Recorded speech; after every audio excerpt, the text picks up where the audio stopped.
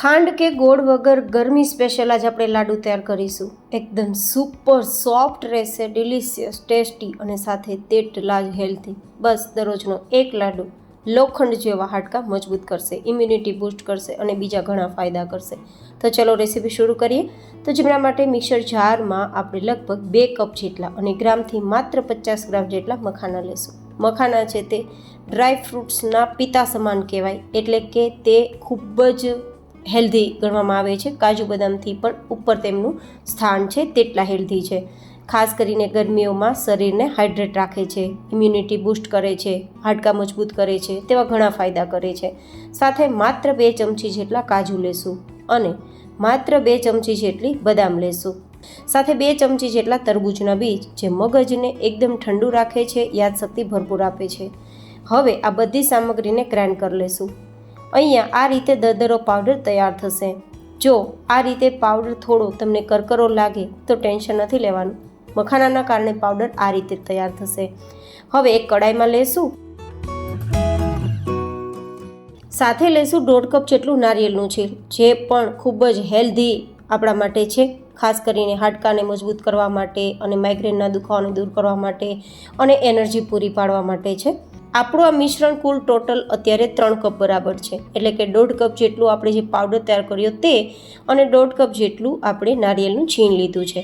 સાથે લેશું 2 ચમચી જેટલું ઘી અને હવે આ રીતે સતત શેકીશું. હવે માત્ર ને માત્ર 2 થી 2.5 મિનિટ જેટલો જ સમય આપવાનો છે, એ પણ ધીમા ગેસની ફ્લેમ પર શેકવા માટે, નહીં તો બધી જ વસ્તુઓ બળી જશે.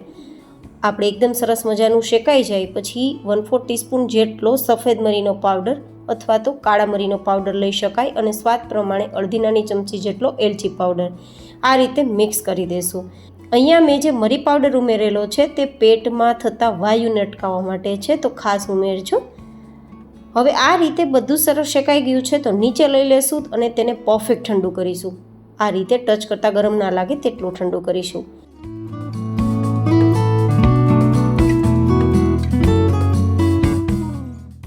હવે આપણે ગોળ અને ખાંડનો ઉપયોગ કર્યા વગર મિશ્રીનો ઉપયોગ કરીશું. તો માત્ર અડધા કપ જેટલી મિશ્રી લેશું અને તેનો પાવડર તૈયાર કરી લેશું. અહીંયા ખાંડ છે તે નથી લેવાના, કારણ કે ખાંડ કરતાં મિશ્રી વધુ હેલ્ધી છે, કારણ કે તે કેમિકલ પ્રોસેસ ફ્રી હોય છે અને આમ પણ ગરમીઓમાં પેટને ઠંડક આપવામાં અક્ષીર દવા છે. ખાસ કરીને એસિડિટી માટે તો એક ખૂબ બેનિફિટ આપે છે. તો આ રીતે આપણે સાકરનો પાવડર લઈ લીધો છે અને હવે મિક્સ કરી દઈશું. ગાઈઝ, આપણે 3 કપ જે પાવડર હતો તેની સામે માત્ર અડધા કપ જેટલી જ મિશ્રી ઉમેરેલી છે, તો એકદમ ઓછી મીઠાશવાળા આ લાડુ તૈયાર થશે.